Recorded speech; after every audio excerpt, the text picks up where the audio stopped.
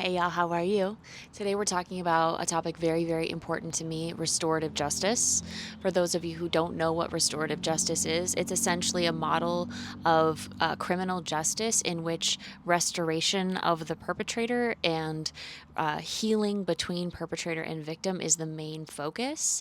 It's an approach that totally contrasts punitive justice, where essentially you're punishing the person in proportion with their crime, and their role is largely passive. They are punished and not asked to integrate or express or communicate with the victim. So it's an intense, hot topic. We're going to talk about some things that are personal to me. We'll talk about some things that have to do with the concepts themselves. And hopefully, you're going to learn a lot and have maybe an evolved opinion on the justice system in America right now, and across the world for that matter. What's up? I'm Jane Harvey. This is Otherwise with Jane Harvey. Welcome to the channel if you're new here. I make new videos every single day that educate you on ways that you can be a better person and share my life story with you and things that I'm super passionate about. I'm pumped to have you here. Let's jump in. So, I was first introduced to the concept of restorative justice in 2018. I had just graduated from college, Bard College in upstate New York. I was living in Kingston, New York, and I wrote an article for the Chronogram interviewing a woman named Gretchen Premack. She's a really exceptional poet, and she teaches creative writing in prisons. So she is essentially giving incarcerated individuals an opportunity to cultivate their minds and their creativity behind bars. I got to go to her house and sit down with her and talk to her, and she introduced me to the concept of restorative justice, this idea that a person was not just reduced to their crime, but had an opportunity to actually utilize their wrongdoing or their transgression as a way to empower themselves. And if you know me at all or you know my channel at all, that's my bag. The idea of our wounds are our gifts, taking our challenges, utilizing them to our advantage is what I'm all about. That's what I believe in. So obviously I just took to this immediately. It was like I was so excited. I felt such excitement in learning about the concept. Now, the reason for this, among other reasons, one is just my core. It's my nature. I believe in this. I believe that it's the right thing to do. You can look at it so many different ways, but let's take it karmically for one. If the idea is that we perpetuate these cycles, these karmic cycles, based on how we behave and how we act, I just don't understand how we're going to move forward if we eye for an eye, if we equal an opposite. And that's not quite what punitive justice is. I appreciate that, and this is complex, so we'll dive deeper in. But at my core, I deeply resonate with the belief that we need to evolve through challenges, not plateau in challenge. I don't think that it works. I think that on a quantum level, it doesn't make any sense. It's like fighting fire with fire. You just have a burnt hellscape at the end. And I would rather that we're cultivating a lush garden of cohesive communication. I think that that's our number one flaw, is that we don't see each other as parts of the same whole. So this integrative communal idea of healing, where the perpetrator is rehabilitated and the victim of their crime has the opportunity to express themselves, to reconcile with what was done, to make right, that the perpetrator works and works and works to remedy the transgression. That's, to me, more healing and better long term for everyone. Now, again, major caveats, I'll jump back into that here. But the second reason this is so important to me and something that is so close to my heart is I have a family member who has been incarcerated. I have just started really talking about this in a more open way for the first time in my life. It's been something that I have carried a lot of grief around, a lot of shame around, a lot of pain around. It's painful. It's painful to have a family member who experiences the jail and prison systems in America, particularly because I don't hear a lot of good things about them. And it's really terrifying to imagine a loved one in that position. I mean, it's just truly terrifying and heartbreaking. He's doing much better now, and as we continue along this journey together, I'm sure that I will be more vocal and expressive, but I'm giving myself some baby steps here. But knowing that he was behind bars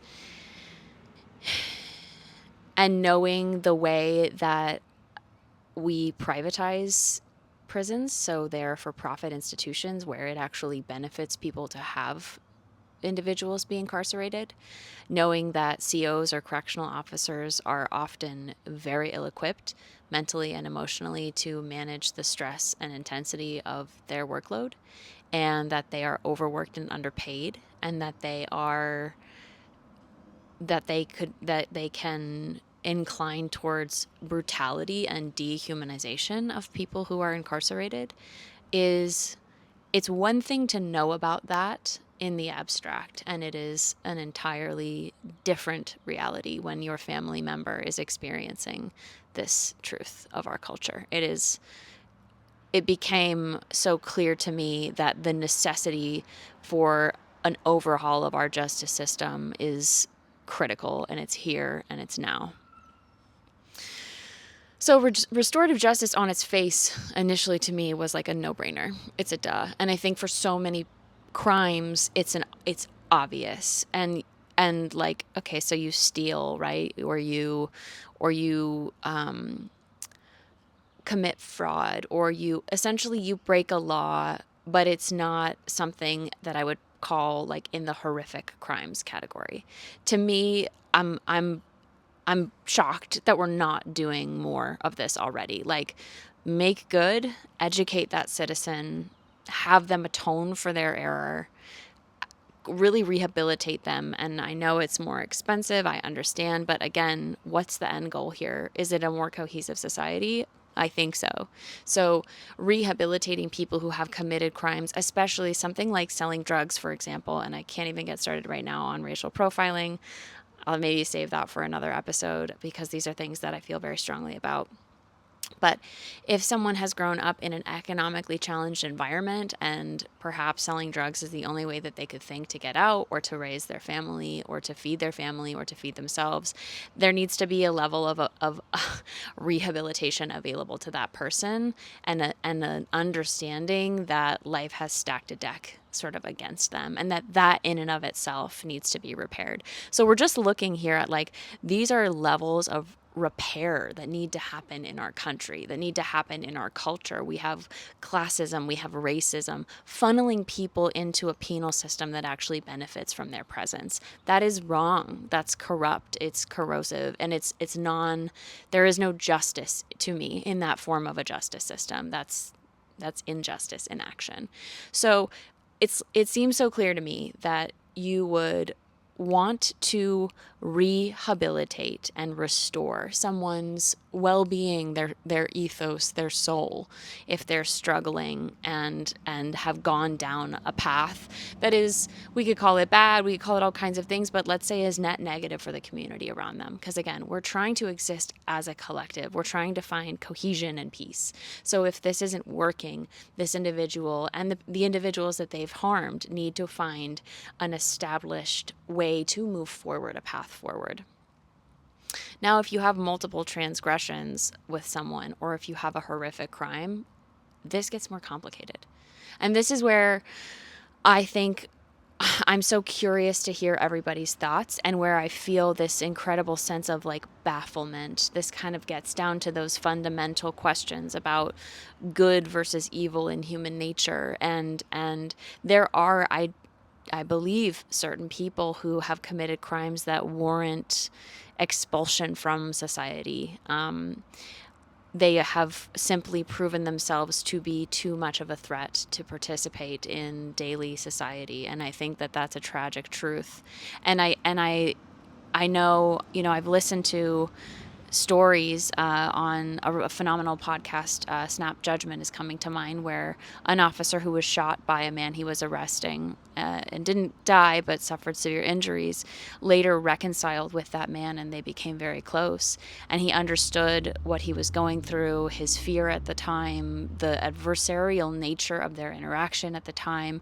And it was a very beautiful, inspiring story of restorative justice. But I understand the titanic effort that it would take to forgive someone for harming you or a family member or a beloved friend, a spouse. I mean, forgiveness is, I still believe, the ultimate balm for all wounds. And yet it is, I don't pretend to take lightly how difficult that would be, and how some things can't quite ever be repaired. The loss of a person, or the changing forever of a person because of traumatic events, is irreversible in ways that can be torturous. And so this is where restorative justice becomes complicated. The question becomes, can you restore this individual? Can the individual restore their relationship with the community? Can the community restore their relationship with the individual? And maybe the answer sometimes is no, which is shocking. It's hard to think about, but I see that as true. And I think there is a way in which it's possible to still evolve our justice system away from punitive, punishing, non-victim involved rehabilitation towards restorative justice, and still understand and integrate the magnitude of response to a person's transgression, because they're different. They're different. And I think it takes a shift in our country's narrative around what we're working for and what we're working towards. And there are a lot of programs that I will link in the notes to this video that are working really hard to integrate restoration into the prison systems. And again, the goal here is less harm, less aggression, less pain, less bitterness. And I do believe trauma begets trauma. And often when people are incarcerated in today's society, they are repeat offenders and they end up going back to prison. They are unable to reintegrate into the society around them, and society struggles to reintegrate them as well. So these are very complex topics that matter very deeply to me. I hope that they matter to you too. I hope that this is something you think about. It can be very easy to out of sight, out of mind people who are incarcerated, because literally you don't have to see them, but they are there and they exist, and they have stories and pain and wounds, and some of them are wrongly incarcerated, maybe far too many of them. Some of them are there with good reason, but the goal is to help them evolve and grow, not to punish them into a perpetuation of their behavior or an oppressed silence. That's not the way that we build a better society. So if you want to learn more about this, Empathy in Action is a really great organization that's currently sending people, volunteers, into prisons to relate with prisoners and talk to them about their stories. I'll link to them here. And two really great friends of ours, filmmakers Vince and Aaliyah Beaton, recently did a docuseries on Empathy in Action and filmed the process of volunteers going into a prison in Soledad, California. These are beautiful, inspiring, impactful stories that might remind you of the humanity of people who are behind bars. There are so many ways that you can learn and get involved. I also interviewed a woman for this show, a dear, dear friend and inspiring human being, Leah Gooch, who teaches yoga and mindfulness in prisons and now works full-time as a counselor in a prison in upstate New York. And this kind of research and information can, again, help you think about getting involved in some way. be that just sort of engaging with this as a thought process and thinking about the fact that our culture needs attention. These people deserve care and thought and concern.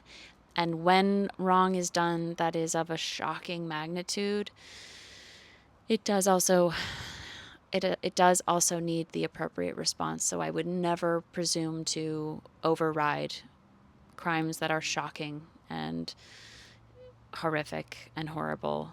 But those that are from people who are scared, hurt, lost, confused, abused, etc., while it doesn't make it okay, there is a different way. I know it. There's a different way that we can respond that can actually shift things for the better. So thank you for listening. This is a more earnest episode.